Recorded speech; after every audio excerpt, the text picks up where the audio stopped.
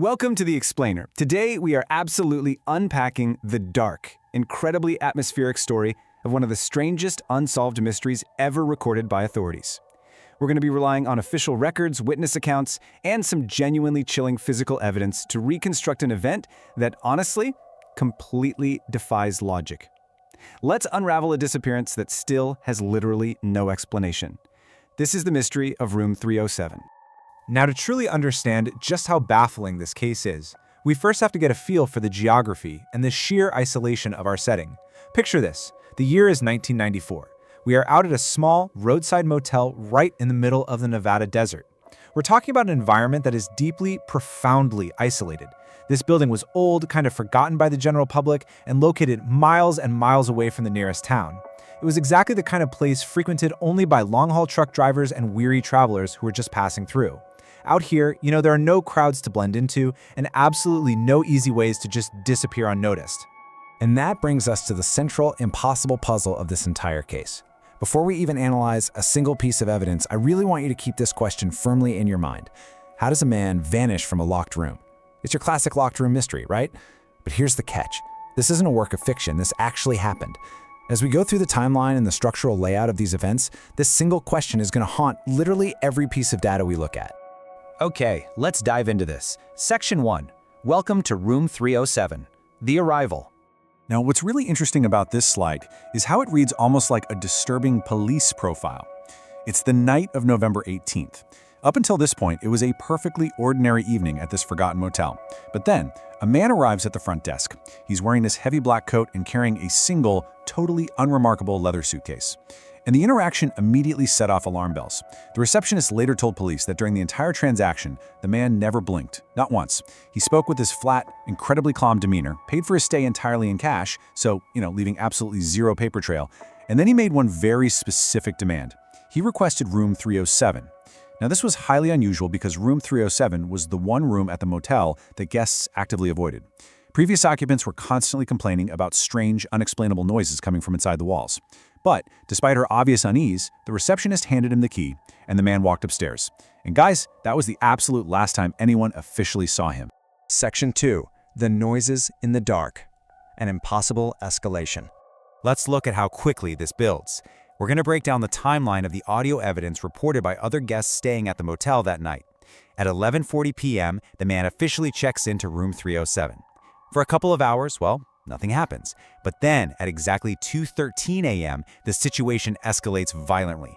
Several guests report hearing incredibly loud banging sounds just echoing out from room 307. But then came something so much worse. A woman staying in a nearby room claims she clearly heard multiple voices arguing furiously inside the room. And then, moments later, complete silence. Complete, total silence. There were no sounds of a door opening, no sounds of footsteps running down the hall, no movement whatsoever, just an abrupt and absolute void of sound. And this brilliantly illustrates the core contradiction of the night's events. On Side A, undisputed motel records show exactly one person checked into that room. There were no other guests, no visitors logged, nothing. But on Side B, witness testimony confirms multiple distinct voices engaged in a heated argument. So how can multiple people be arguing in a room where only one person exists? It's a complete paradox that authorities just couldn't resolve. Section 3. An impossible disappearance. The crime scene. Fast forward to the next morning. Housekeeping begins their rounds, and they get zero response at room 307. They wait, they knock again, nothing. Eventually, sensing something is very, very wrong, the motel manager retrieves the master key and unlocks the door. The state of the crime scene they found inside terrified literally everyone involved. The room was completely empty. There was no man. The single leather suitcase he arrived with, gone. There were absolutely no signs of a struggle or an escape. When the police showed up, they initiated a massive search. They scoured every hallway, every fire exit, every nearby dusty road, and found zero evidence that the man had ever left the premises. But you want to know the most baffling part of the whole shebang? The room's only window was firmly locked from the inside. He didn't go out the door, and he didn't go out the window. But believe it or not, the empty room wasn't even the most disturbing discovery. When police checked the bathroom, they found a message written heavily in black ink right across the bathroom mirror. Just 3 words. He is awake. It is a chilling phrase, isn't it? It taps right into that deep, universal fear. The terrifying idea of an unknown threat that is already inside the room with you. Who on earth was he, and what had he awakened from? Section 4. The Dead Man's Secret. A disturbing revelation. Okay, so the physical evidence at the motel offered nothing but dead ends. The investigators had to turn to the only real lead they had left. They ran a standard background check on the alias the man used to pay for the room in cash. And that's when we hit the number 6.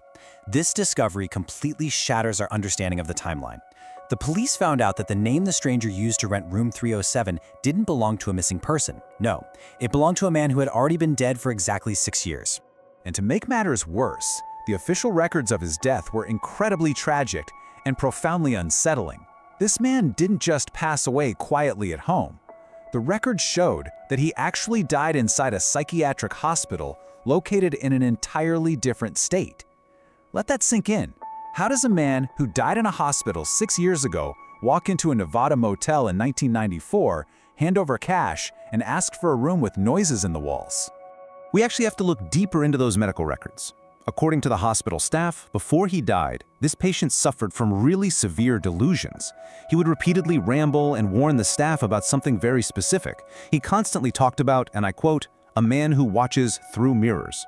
So, the crucial point is the direct, terrifying connection here. You have a dead man's paranoid warnings about a man in the mirror, and then, 6 years later, a stranger uses his exact name to rent a room, vanishes into thin air, and leaves behind the message, "He is awake," written directly on the bathroom mirror. It's like a giant puzzle where the pieces connect perfectly, yet the picture they make makes absolutely no logical sense. Section 5. The Enduring Legends. The Aftermath. Now, you might be wondering what happened to the motel after all of this. Well, understandably, the business didn't last. The motel officially shut its doors 2 years later, just abandoned to the Nevada desert. But you know how it goes. A location with a story this dark rarely stays quiet, and the local lore surrounding the building just refuses to die. So we're left with this fascinating contrast. In physical reality, the abandoned building has absolutely no connection to the power grid. There is no electricity whatsoever. But according to really persistent claims from locals driving by late at night, the bathroom light in room 307 occasionally turns on all by itself, just glowing right there in the pitch black of the desert. Which leaves us with this final, lingering thought. Who checked into room 307 that night in 1994? Was it just an incredibly elaborate hoax, like a case of stolen identity perfectly executed to baffle the authorities? Or if the guest truly died years earlier in a hospital far, far away, then who or what was arguing in the dark, and what exactly vanished from that locked room? It really reminds us that some mysteries completely defy our structured understanding of the world, and that perhaps some rooms should just never be opened. Thank you so much for joining me for this explainer. Keep questioning, keep learning, and I'll see you in the next one.